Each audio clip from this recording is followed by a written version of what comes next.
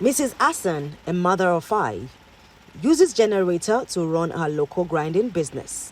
She's unhappy about the deadlock between the Nigeria Midstream and Downstream Petroleum Regulatory Authority and the owner of the Dangote oil refinery, Aliko Dangote. The cost of petrol is very high and it has affected my business. On Saturday, we went to the petrol station at about 1 p.m. and came back at 6 p.m. We got fuel at 6 p.m. The crowd is much, the stress is too much. If they allow this Dangote's refinery to function properly, petrol will be surplus and it won't be expensive and stressful. This is the reality of many households in Nigeria, as an increase in fuel prices rapidly affected the cost of everything else. Currently producing diesel, the refinery reduced the price of it and aviation fuel from about $1.11 to less than $1 within a year of its launch. Nigeria is one of the largest producers of crude oil, but due to a lack of functional refineries, all of it is exported for refining and then imported back to the country, making it the largest importer of refined petroleum in Africa.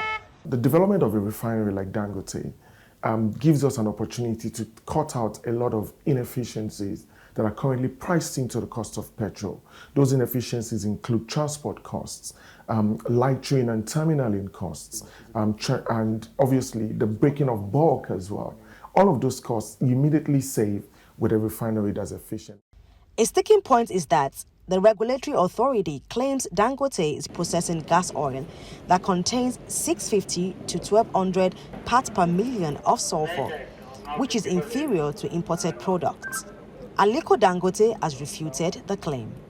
The $20 billion Dangote refinery, Nigeria's main oil refinery and built to be the largest in Africa at full throttle, started production in January but has struggled to secure enough crude to meet its 650,000 barrel per day capacity.